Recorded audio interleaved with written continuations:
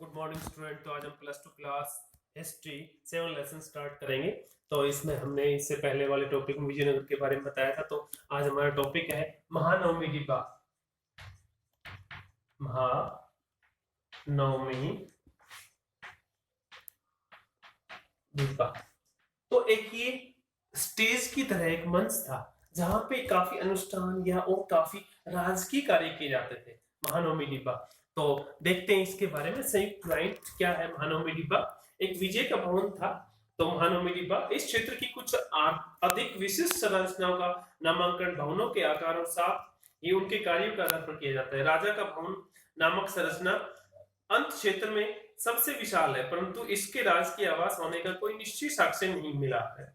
इसके दो सबसे प्रभावशाली मंच है जिसे सामान्यतः सभा मंडप या महानवमी डिब्बा, इसी को हम दूसरा नाम कहेंगे सभा मंडप,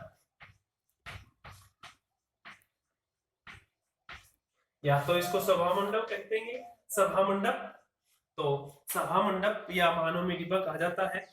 पूरा क्षेत्र ऊंची दोहरी दीवारों से घिरा है और इसके बीच में एक गली है। सभा मंडप एक ऊंचा मंच है जिसमें पास पास निश्चित दूरी पर लकड़ी के स्तंभों के लिए छेद बने हुए हैं।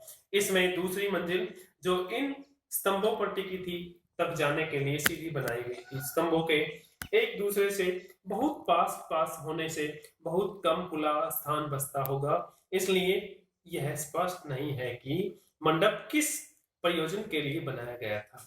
शहर के सबसे ऊंचे स्थानों में से एक पर स्थित महानवमी डिब्बा एक विशालकाय मंच है जो लगभग 11,000 वर्ग फीट के आधार से 40 फीट की ऊंचाई तक जाता है। मीन्स हम बात करते हैं 40 फीट, 40 फीट की बात करते हैं। 40 फीट ऊंचा है, ऊंचाई तक जाता, 40 फीट की ऊंचाई तक। ऐसे साक्ष्य मिले हैं जिनसे पता चलता है कि इस पर एक लकड़ी की संरचना बनी थी। मंच का आधार उभारदार उत्कीर्ण से पड़ा है। इस संरचना से जुड़े अनुष्ठान, इस पे जो महानवमी डिब्बा पे जो संभवतः सितंबर तथा अक्टूबर के सर्द मासों में बनाए जाने वाले 10 दिन के हिंदू त्योहार जैसे दशहरा, दुर्गा पूजा बंगाल में, उत्तर भारत में दशहरा, नवरात्रि या महानवमी प्रादीपी भारत में नामों से जाना जाता है। महानवमी शाब्दिक जो अर्थ है महान नवा दिवस के अवसर पर निष्पादित किए जाते थे। इस अवसर पर विजयनगर शासक अपने रुतबे, ताकत और अधिराज्य का प्रदर्शन करते थे। इस अवसर पर होने वाले धर्मानुष्ठानों में मूर्ति की पूजा की जाती थी एंड राज्य के अश्वों की पूजा, भैंसों और अन्य जानवरों की बलि सम्मिलित थी। यस, काफी जानवरों की बलि भी दी जाती थी। नृत्य, कुश्ती, प्रतिस्पर्धा, साज लगे घोड़े, हाथियों, रथों और सैनिकों की शोभा यात्रा, साथ ही प्रमुख नायकों और अधीनस्थ राजाओं द्वारा राजा और उनके अतिथियों को दी जाने वाली औपचारिक भेंट इस अवसर के प्रमुख आकर्षण थे। इन उत्सवों के गहन सांकेतिक अर्थ थे। त्योहार के दिन अंतिम दिन राजा अपनी तथा अपने नायकों की सेना का खुले मैदान में आयोजित भव्य समारोह में निरीक्षण करते थे। इससे पहले हमने पढ़ा था राय नायक, अमर नायक प्रणाली। तो नायकों की जो सेना थी उसका खुले मैदान में आयोजित भव्य मतलब एक फेयर निरीक्षण करता था। वह इस अवसर पर राजा के लिए बड़ी मात्रा में भेंट और साथ ही नियत कर भी लाते थे। क्या महानवमी डिब्बा जो आज अस्तित्व में है इस विस्तृत अनुष्ठान का केंद्र है? तो विद्वानों का मानना है, काफी स्कॉलर क्या कह रहे हैं, संरचना के चारों ओर का स्थान सशस्त्र आदमियों और तो बड़ी संख्या में जानवरों की शोभा यात्रा के लिए पर्याप्त नहीं था। राजकीय केंद्र में स्थित कई और संरचनाओं की तरह यह भी एक पहली बना हुआ है। राजकीय केंद्र में स्थित अन्य भवन, तो हम नेक्स्ट टॉपिक देखते हैं शाही केंद्र।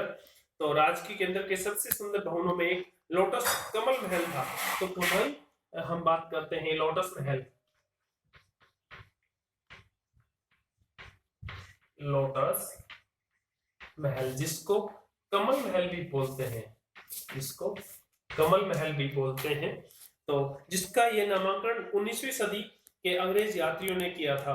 हालांकि यह नाम निश्चित रूप से रोमांच है, लेकिन इतिहासकार इस बारे में निश्चित नहीं है कि यह भवन किस कार्य के लिए बना था। एक सुझाव जो लॉर्ड मैकेजनी द्वारा बनाए गए मानचित्र से मिलता है यह है कि यह परिषदीय सदन था जहां राजा अपने परामर्शदाता, राजा काफी एडवाइस देता था मंत्रियों को, सेना को से मिलता था। हालांकि अधिकांश मंदिर धार्मिक केंद्र में स्थित थे, लेकिन राजकीय केंद्र में भी थे। इनमें से एक अत्यंत दर्शनीय को हजार राम मंदिर कहा जाता है। यस, हजार राम मंदिर कहा जाता था। बहुत ही फेमस जो दर्शनीय था, एंड इसका प्रयोग केवल राजा और उनके परिवार द्वारा ही किया जाता था। बीच के देव सतल की मूर्ति अब नहीं है, लेकिन दीवारों पर बनाए गए पटल मूर्तियां सुरक्षित है। इनमें मंदिर की आंतरिक दीवारों पर उत्कीर्ण रामायण से लिए गए कुछ दृश्य सम्मिलित है। यस, रामायण द्वारा कुछ पिक्चर ली गई है जो इस मंदिर पे जो बनाए गए हजारा मंदिर में। शहर पर आक्रमण के पश्चात विजयनगर की कई संरचनाएं विनिष्ट हो गई थी। इन नायकों ने महलनुमा संरचनाओं के निर्माण की परंपरा को जारी रखा। इनमें से कई भवन आज भी अस्तित्व में है। यस, काफी भवन विजयनगर में आज भी अस्तित्व में है। तो नेक्स्ट टॉपिक हमारा धार्मिक केंद्र।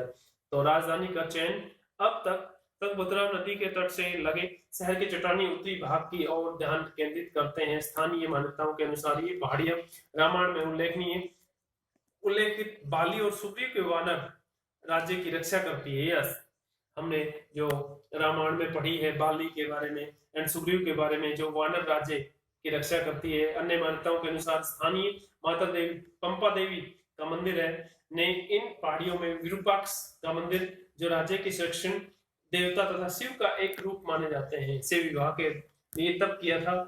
आज तक यह विवाह विरूपाक्ष मंदिर में हर वर्ष धूमधाम से आयोजित किया जाता है।